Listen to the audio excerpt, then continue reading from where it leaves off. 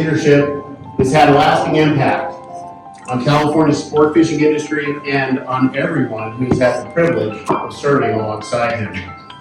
For the past 17 years, Ken Franke has been the president of the Sport Fishing Association of California. During that time, he's guided this organization through some of the most challenging periods our industry has faced. He took an organization that was financially struggling and transformed it into one that is fiscally sound, highly respected, and recognized not only throughout California, but across the nation and internationally.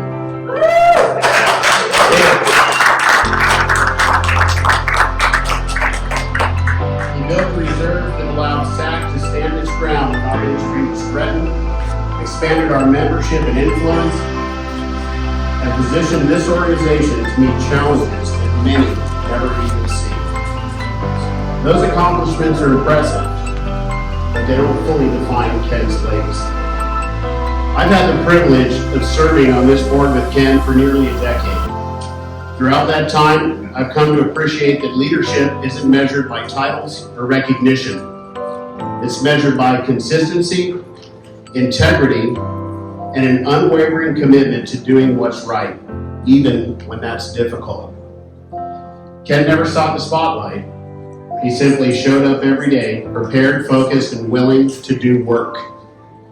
Whether he was walking the halls of Congress, sitting across the table from regulators, building relationships with our partners, or guiding this board through difficult decisions, his focus was always on protecting California's sport fishing industry and leaving this organization stronger than he found it. Personally, Ken, you've been a great mentor and friend. I've watched you navigate incredibly difficult situations with professionalism, patience, and compassion. Those lessons are ones that I'll carry with me throughout my life and as SAC begins its next chapter. The true measure of leadership is whether the organization is stronger because you served. By every measure, that very statement defines your term as our president. I'm going to turn it over to Jamie right now because I have a closing statement here, and we're not going to close yet. So, she's just going to wing it from here. But I just had to stop right there and catch him. Ken, thank you.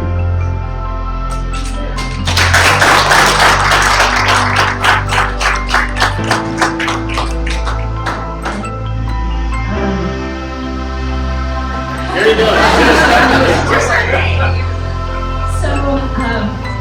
So this has been you came on as Jason and I, we were pregnant with Molly, so you've been with us as long as our daughter has been with us here at SAC. And, but longer. You've been in my husband's life since he was a deckhand. And this is, as has been said by so many people, bittersweet. We are so excited for you both and this next chapter of your lives. And I know that you have set us up to succeed for our futures. But many of us are where we are today because of you and your investment in us as people and as friends and family. So I just want to say thank you. We have a number of people that wanted to speak and speak to how you have touched their lives, their communities, and we are really excited to hear from all of them. But there is not enough of a speech that we could write, that we could finish tonight to express all the different thoughts and feelings I think the fleet has for the two of you. But we do have a small token of our appreciation from the fleet.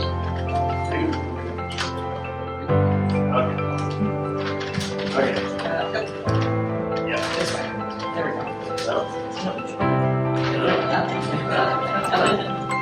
This is a masterpiece, work of art, Max Diamond Original, a Diamond Original in here. So this is going to be framed and prominently displayed in your home. probably will. Just kidding. So, our gift to you, and it by no means could ever reflect our never-ending, unceasing appreciation for you both. Amadeo Bashar has been commissioned to create a painting similar to this, of the outer limits, over a kelp bed with all the different fish swimming underneath. A piece of you, a piece of us, and this is just a glimpse of what will be coming in the future for you. So.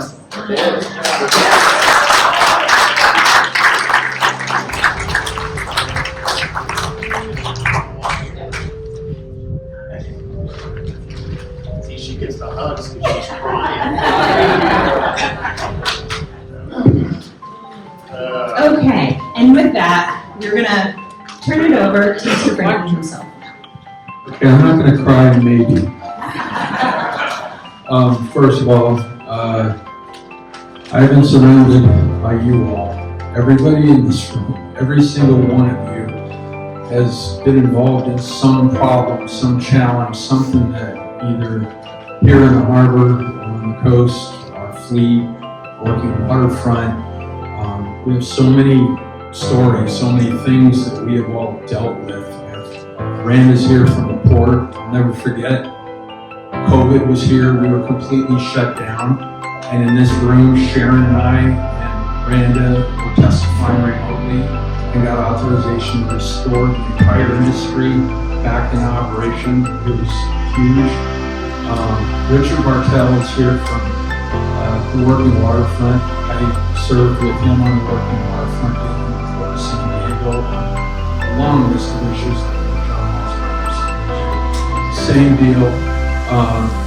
Literally everybody around here, Elena, Kenya, Edwin, Geronimo, Maria, all of the people that actually worked here. You're only as good as the people that you surround yourself with. Words can't even express how I feel right now. John Forsyth and Trish are here from the Harbor Police. Jamie Cope's here from the Coast Guard. Kristen Cook was here from the Southwest Science Center. I mean, it goes on and on. And then the captain and owner of the Outer Limits and his wife. Look at me, he's like, no. I am going to frame the one from Max. Just so you know. And then Pete Gray. Pete, we went to Mexico countless times. Kenya, Elena, and I, and Randa, never forget, Mazatlan, Sharon.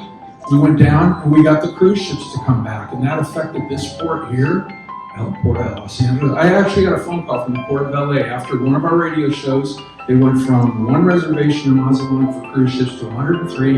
Port of LA calls me and says, we don't know who the hell you guys are, but thanks. And the thing is working together, we've accomplished so much. We've built so many incredible just relationships have been gold.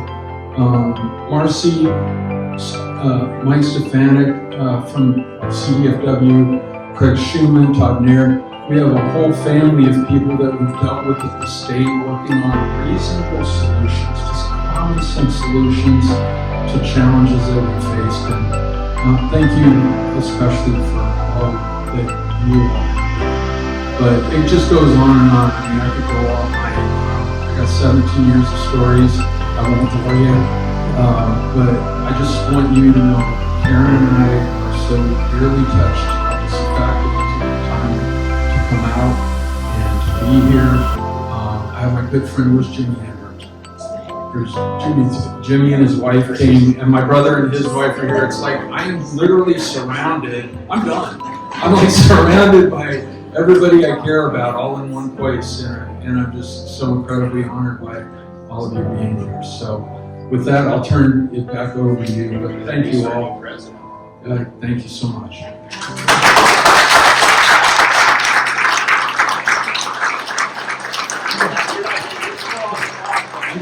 You are still on the clock. I made a mistake. My wife's like,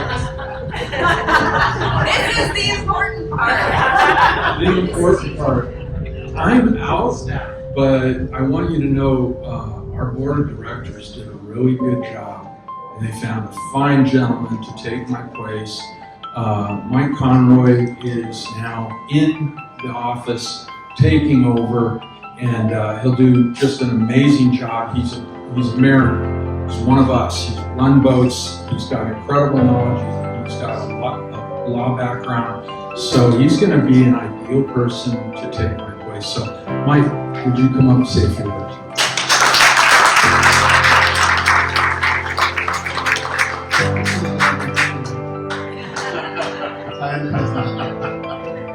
To all the people that Ken mentioned by name, we're still here, we're still open. I look forward to working with each and every one of you on things that we've worked on in the past, and new things. Chris and I'm looking forward to next week to see what that brings and see what other doors are open from there. I think Ken sort of stole my thunder a little bit, but my background, I put myself through college working on sport boats out of Long Beach.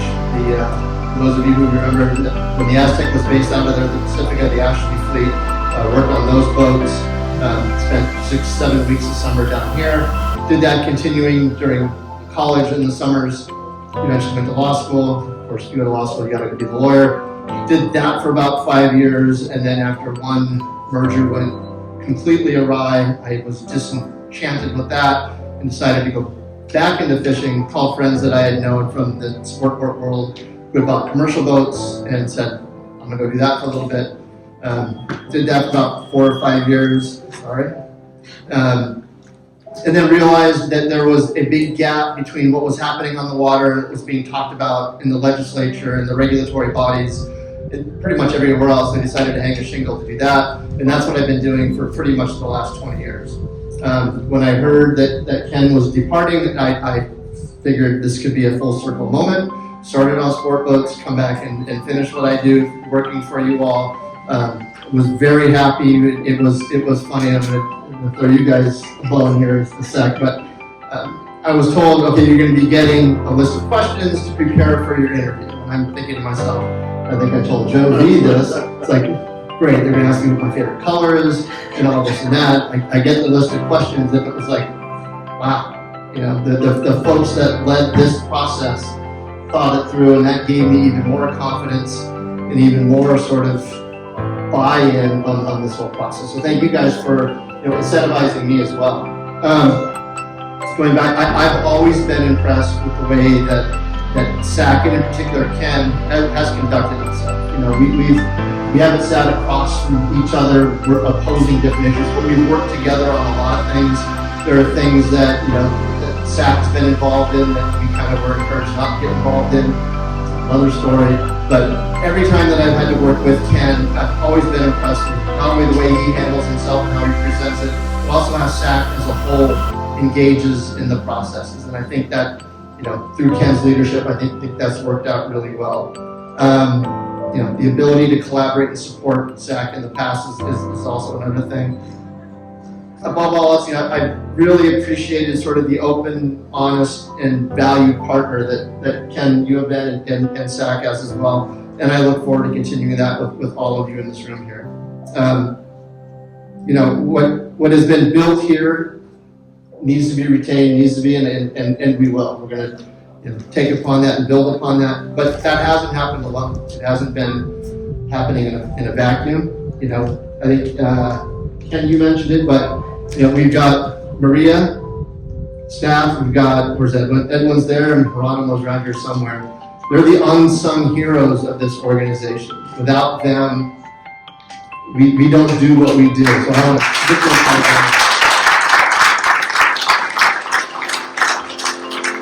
a again, Donna's not here, but Jamie and Frank, our regional vice presidents, once again, the way that this is now set up and now function to run into the future is set us up for great success. And then we've got Merritt's somewhere around here. Louis is also somewhere around here. Steve Crook is not here, so we don't have to call out him, but they've been participating in these processes. Without them, we wouldn't be where we are, and I look forward to continuing that as well. And then the board, thank the board for trusting me. Hope I don't let you down. We'll go from there. But back to you, Ken. I want to thank you for the last 2.5 weeks. Your patience with me, your counsel with me, making this much easier than past experiences, and most importantly, the sharing. Don't get to that. It's an inside joke. People around the board know exactly what I'm talking about. It's still here. Come look at it.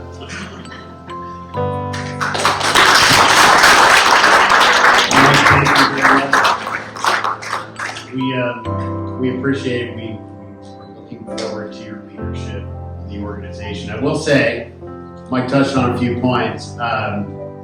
The selection process. Holy smokes, you're right. I mean, we provided this guy with a list of questions that I think he was wondering.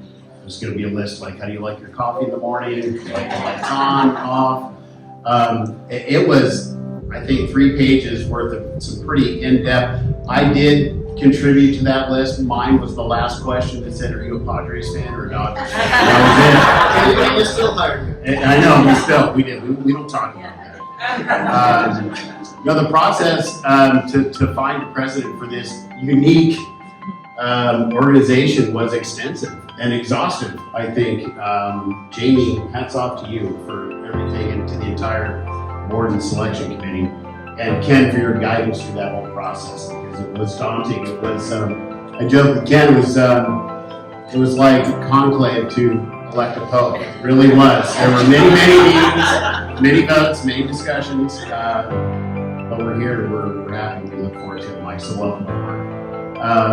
With that, I think we're going to bring up a couple folks to say a few words, and we're going to start off with the president of San Diego, the Working Waterfront. Sharon Cloward, you've been here in the mix with Ken and Karen for many, many years, well beyond Ken's 17 years here at the helm, so it's all you. And thank you for saying many years. I have a few votes for my family because Ken's my husband. Karen has approved that. And by the way, my husband looks just like brothers to Ken. So it all works out. But I would like to invite Randa and Richard Ortel to come up here. And also for my purposes, I want to get Elena and Kenya and Pete and John to get up here because I definitely want a picture with all of us. So I will just tell you, when we talk about our word family, these two ladies here, and that gentleman there, and this guy here, we have done so much. We care about you all so much, and we worked as a family. And we couldn't have done it without you, Karen. We just don't say enough about Karen. She was our Uber driver, she was our person, you were always there to support us. And your support of Ken is what enabled him to do what he's done. And John, come up here, because when we talk about 30 years, We're talking about another 30 years plus. Just so everybody knows, he was my partner in crime when I was in the department. Codename Rambo. Look at him. Anyway. So I just kind of want you to know the working waterfront behind the scenes. We work in partnership with the port. It's to support your jobs. And Mike, I am really looking forward to working with you. I've seen your resume, I saw the questions, and I know you're qualified. Is Frank Plant or Ed Plant still here? I think he just left. Okay, all right, I was going to bring them. Wait, I got one more. Where's Jim Andrews? Jim, get up here. Get up here. Come on, Jim. Yes. Come on, Jim. Police lieutenant. And then I would like to pass the microphone to Randa, our former port president. Thank you. I have no prepared remarks, but anyway, just very quickly, I would like to say that in 1999 or the year 2000, whenever I first came to the port, Ken Frankie was the first friend I made at the Port of San Diego. He was in the Harbor Police Department, and I was in the real estate department, and he would come She tell was me. 10 years old. He would come tell us shenanigans about what was going on out with the tenants in the world, and I could always count on Ken to give me the actual truth about what was happening. And after he left the port, we had a lot of opportunities to work on a number of challenging things. He is a problem solver. If Ken Frankie says it, you can take it to the bank. And honestly, I think I spent more than 25 years, I'm gonna say it, more than many 25 years at the Port of San Diego, and I think Ken Franke is in my top 5 people I ever worked with in my whole life, and I really, really appreciate you and everything you have done and do, and you're just an outstanding human being.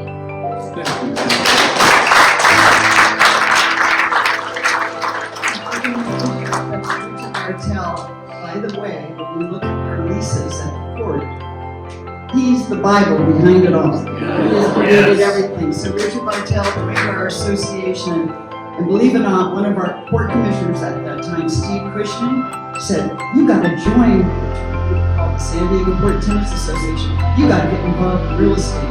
There was times that Richard would show up at the port to create this policy, and no one from the port was there. That's how much trust is there. But Richard would do so. Thank you. It is true, I was asked to help with real estate policy, and then I got a call from Richard Cloud, who's the president, and he said, "You know, you really can't negotiate with tenants. You're not on the board." And so I joined the board in 2000, so for 25 years, I've been on the board of the Working Waterfront, and for 15 of those years, there's been Ken with me. As a board member, you could not ask for a better person. And I do remember really clearly when he became chair, because when you look at the port tenants, we are a very diverse group of people. Often we really don't have a lot in common, except we all have a lease with the port. So, you know, we're working waterfront, we're environmental, we're maritime, we're hospitality, we're fishing, we're marinas. It's just we come from a different walk of life. And as chair, Ken spent time with all of us to learn our business, to learn the fundamentals, so that he could represent us and negotiate on our behalf when he goes to the port. And as Randa said, in terms of his integrity and the respect that everyone has for him, I mean, he could just go right to the port, everyone reviewing him, both from the port and from the tenants. So, Ken, I just want to thank you for being such a great ambassador for all tenants and for our board. You've really been amazing. So, sure.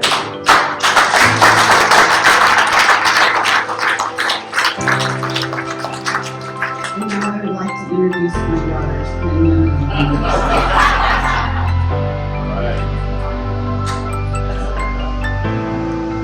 I'm adopted. I just want to build on what you did tonight, is that you really gave us a vision for SAC, not just for us as being the purpose of the board. And then you also trusted in us and were able to look at like each of our strengths and our potential, and gave us the freedom to build what we wanted as well for SAC. You know, you always tell the story about how I was doing my master's, and then I had this little project called like radio shows. And you know, like you were like, here's the budget, just go with it, and you know, bring back the trust and the connections with Mexico. And that's how we built it, out of just, you know, a homework that I had on the side, and just you believing in our like strengths and potential. And I will always treasure that.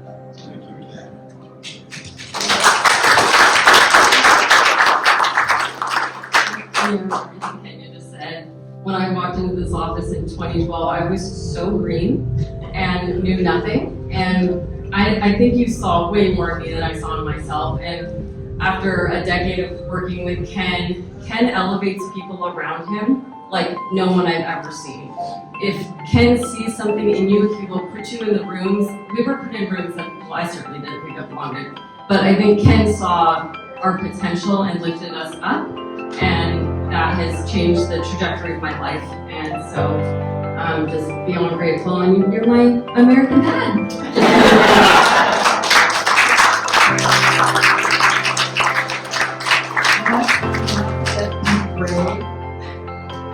Well, I just want to say, Mike, you are half as hard as this guy. Man, you are.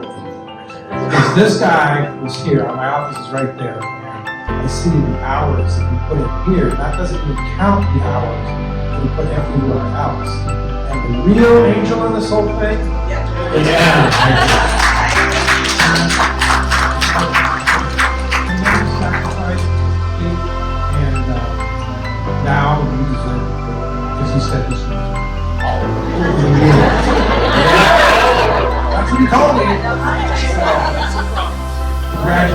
Ken, and well-deserved.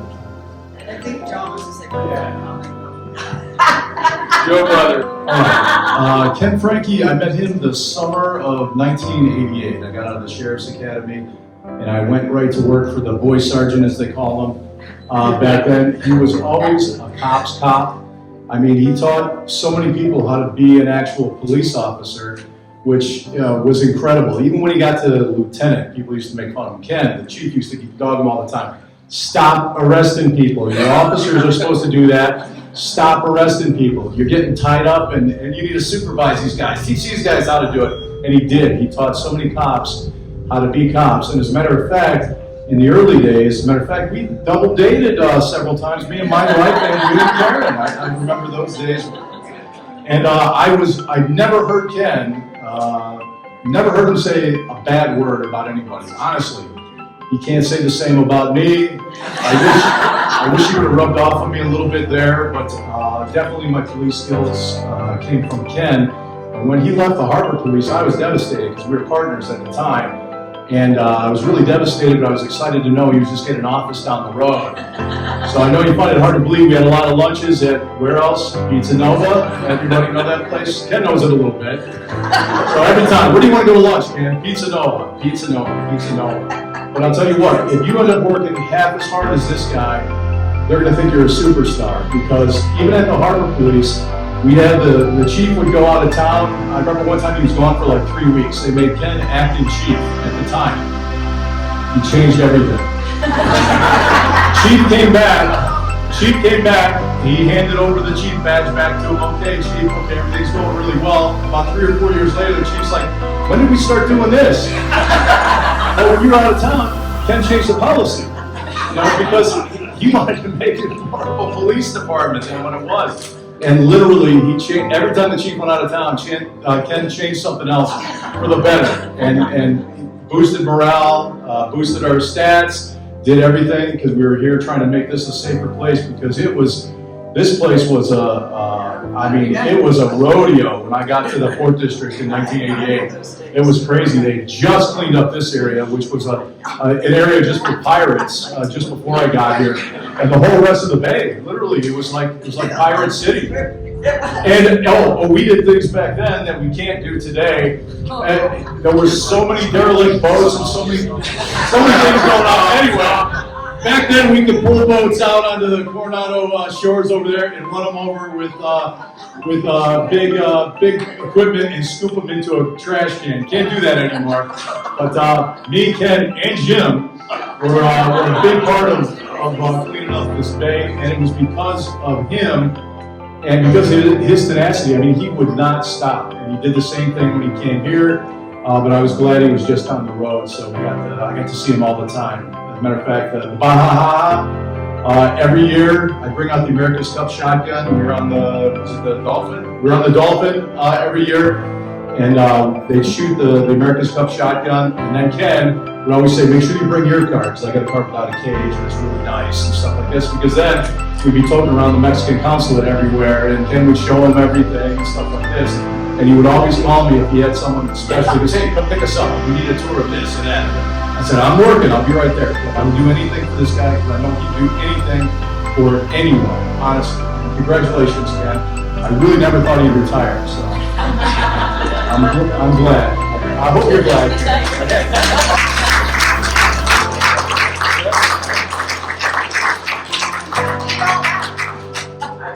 I don't think I can beat any of that. I'll just say how much I appreciated working with Ken for the last 40 years and knowing him and his friendship that he's built and all his wonderful people. And I know he loves everybody. So thank you all for coming out to honor Ken, and thank you, Ken, for bringing us all together. And good luck, Mike.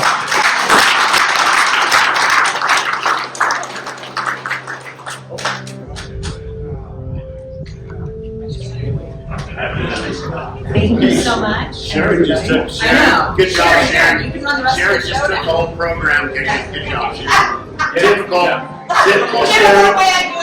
Sharon. I mean, just own it. So next up, we have representative from CDFW, Marcy Remco. Come on, Marcy. So Marcy has been down here since a child. Since we were a child, we were down here on the docks. We're fishing as a Girl Scout. You went out fishing as a Girl Scout and fell in love with fishing. That is how it happened. Yes. And Craig Schumann, the head of Marine Region, was going to be here. His flight got canceled this morning, just like our flight got delayed from Santa Barbara hours and hours. But we were able to make it. Sorry, Craig. But we get Marcy instead. So, Marcy, you're in. Why, thank you. Ken, it's been a long 17 years, and all I can say on behalf of the department is we have cherished our relationship with you, and I feel like it has gotten so much stronger during your tenure. I think it's already been said, but I'll just provide a few details. You have built your people up, and you have developed experts on your team that have served you and SAC so well, and will continue to serve them into the future. And I'm thinking about some of the early, over 10 years, decisions on bluefin tuna and reductions to the size limit, and the commitment that you made to the process and to building the capacity in your team.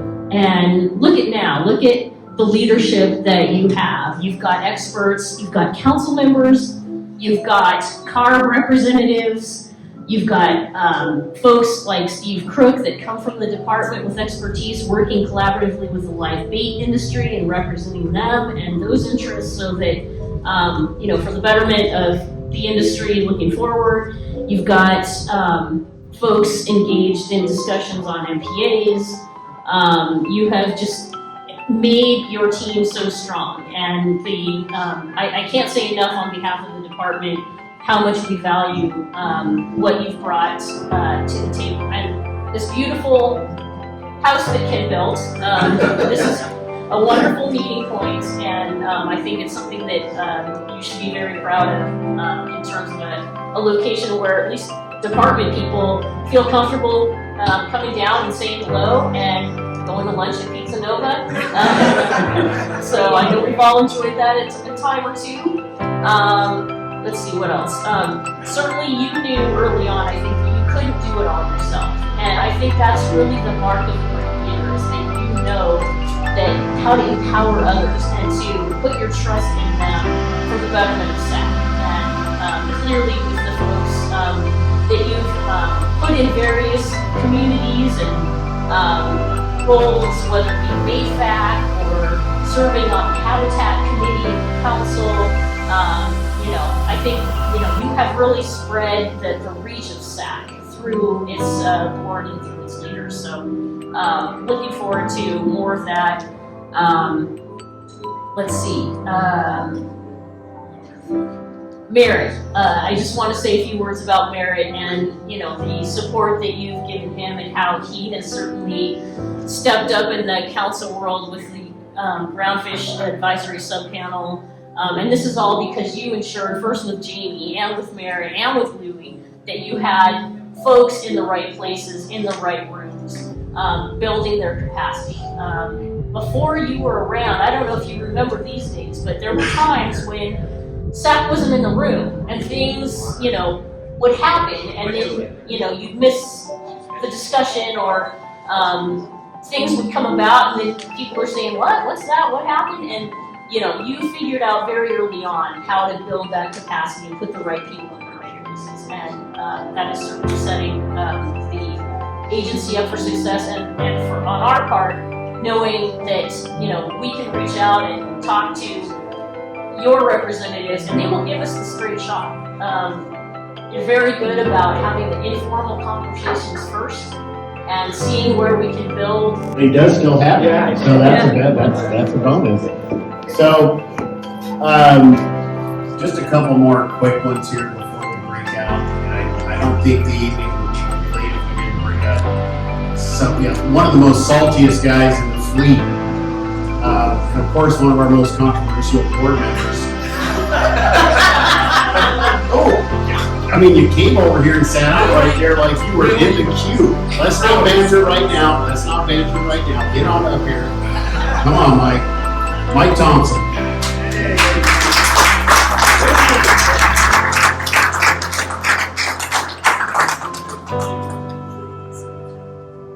operate this. In your mouth. There it is. Hello. That's it. Yeah, I would let you. I hadn't really planned on seeing anything here. But I will say that there's only a few people on the planet that I would spend 3 hours to drive 65 miles from where I live to here. That's my family members and Ken and Karen. So, that was easy. Anyway, first met Ken when I was invited out to go on one of his ROV research trips back around, when was that, like 1999 or 2000 or somewhere in there. So, been a long time. And he's been a very valuable, part of our program here. And that guy there, I hope he can toe the line and keep it going. That's it, I'm done. I can't believe that, probably the shortest speech we've ever given. One of the cleanest. I mean, usually I'm on a Zoom call with this guy yelling at me. So, I mean, this is good. Just a couple other real quick ones. There's a guy standing back there who needs no introduction. Brian Kiyahara, you got this party started tonight, so you mind coming up and just saying a couple of quick things for the especially on behalf of Lori. Lori said, Nick's not happening, Brian will do it all for me. So wait, before we turn this over to Brian, I just want to let everybody know you might want to grab a chair, because he usually goes on for about 45 minutes, so we got about 3 minutes time to do this. Hey, thanks, Frank. Totally unexpected. Ken, you're my absolute hero. I've always said it though, the true hero here is Karen. It's like how she gave us Ken, let us borrow Ken. However you want to put it, it's just absolutely unbelievable. It's as much as I admired Ken over the last 17 years, you're the one that I truly admire, because I just know what phone's ringing. 11 o'clock at night, you're giving them one of these, get up, it's your phone again, I know it. And it's just, for us being out on the ocean, knowing that we had Ken watching our back 24/7, we have a medevac, something going on in the middle of the night. Whenever I called Ken, and I know it's because of you, giving him one of these, honey, get up, and stuff.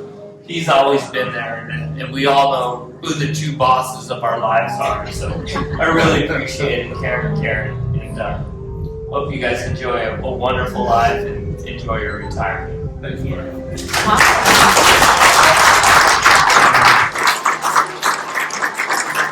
Always brings it home, always. One last one before we move to open mic, and Les James needs to do this one. Just food, and we're gonna go to food. You're gonna go to food. One last one. One last guy standing back there by the door.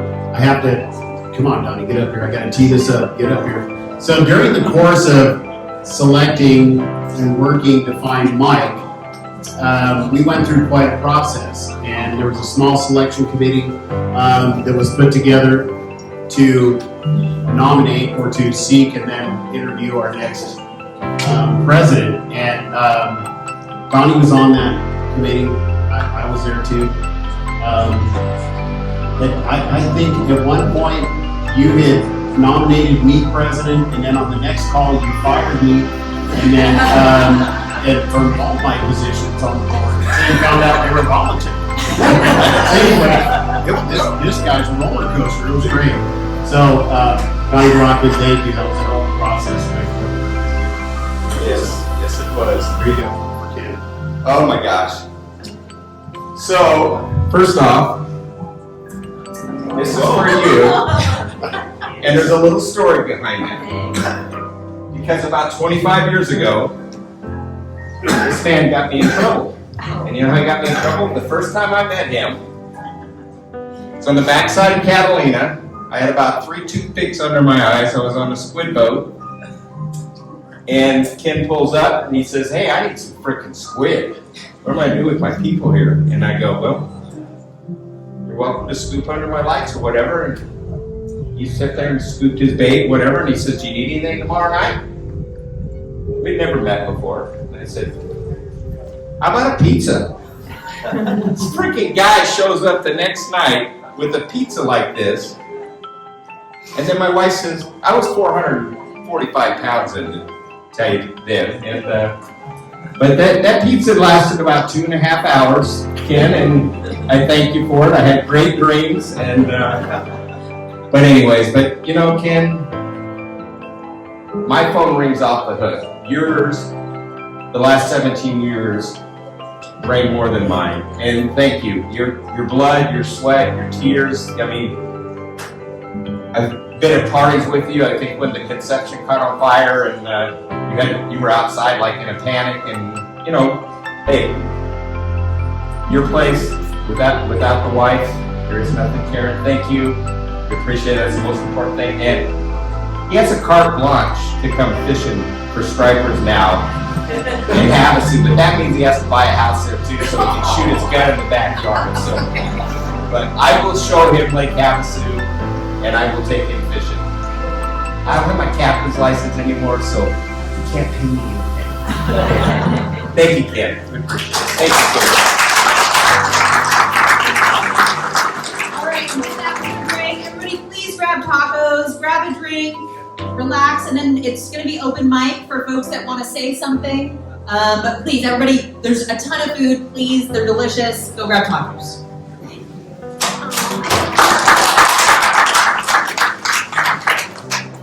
It was going with SAC, which really doesn't seem like it was that long ago, but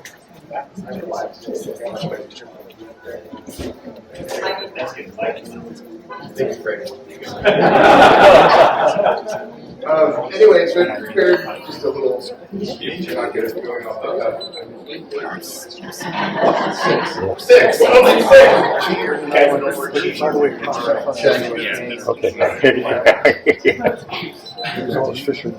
to keep this short. I know Ken is one for long speeches, titles, stuff in ties. So I first met Ken over 30 years ago in his book, The Elgato.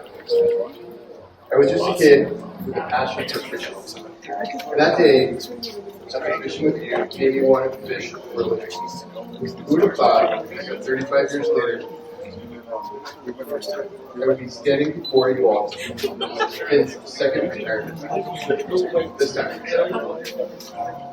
Although I worked for Ken for many years, he was more like a father figure to me than he was a boss. I first originally started working for Ken in the late summer of 1996. A few months prior, Ken had arranged to introduce me to Tom Decker. I was so excited to be able to do this. And that summer, I worked closely with Ken. I was going to Alpha Grove. In the fall, Ken asked me if I worked a few trips on the Elgato, and I jumped out. I showed up in a reach-shaped shirt and dirty pants with a typical backpacker protector. I could see the look of disappointment on his face. After shaking his head and explaining about the importance of appearance, he threw me a new shirt and told me to start bringing it. We were fishing offshore, chasing dolphins, and I had no idea what we were doing. The Elgato at the time had these large outriggers that stuck way out. We finally got a strike, and Ken yells down at me to hit some hook baits in the water. I can do this, I thought. I grabbed a rod, grabbed a bait, stuck the hook into the bait, and underhanded the bait about 10 feet high and 3 feet out. Perfectly enough to wrap around the outrigger about 4 times.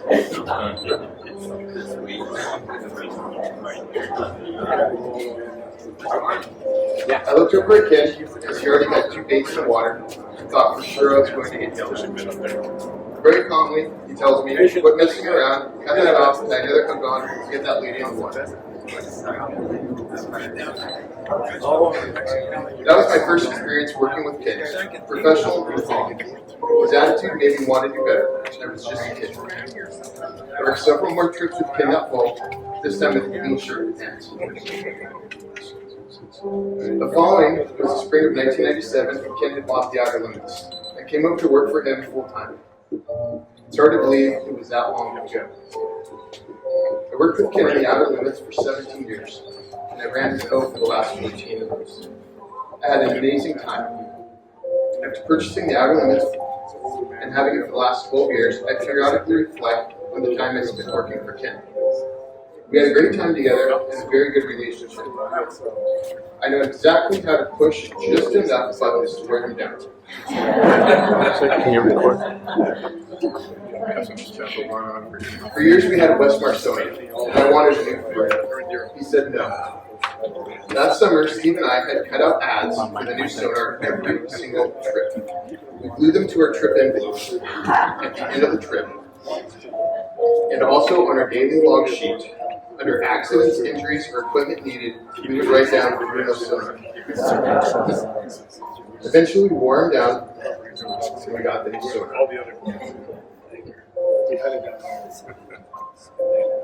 The Outer Limits is pretty fortunate because besides sport fishing, we also do marine research trips. On one of our longer marine research trips, I wanted to get a small barbecue. Yes, we did. He said no. Excuse my French, but I don't want a shitty barbecue. Where are you going? So I bought a $600 stainless steel barbecue with a company credit card.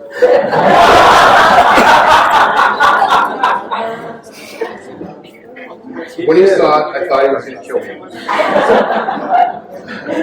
But I reminded him, you said you don't want shitty barbecue, and this is the top of the line steak.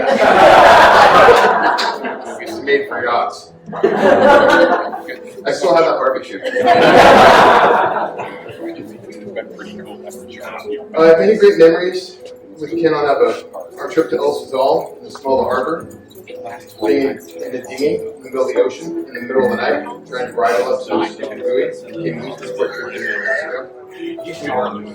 Getting a phone call on New Year's Day at 10 a.m. that we had to go pick up some lost something or other west of Guadalupe before a storm comes in. Over the years, I learned if Ken called me and asked if I'm busy, and I said no, his next words were, okay, great, I got a mission for you. That mission could be anywhere, Mexico, San Francisco, land-based, 300 miles out offshore. We went on many missions together. We even sank a boat together on purpose. And we revisited that same wreck many years later, and it's those years working for Ken shaped my future. I basically copied what Ken did and told me and still do to this day. A long time ago, we were talking about ecotourism and whale watching boats. This is before there's any boats in Mission Bay. He explained to me how great it would be to have one and how important it is to diversify current business. When that opportunity arose, I jumped on it. My current success is because Ken took the time to teach, train, and mentor a young kid, instill values, work ethic, and give me the tools to succeed. Titles, suits, and stuffy ties, time to dress down and enjoy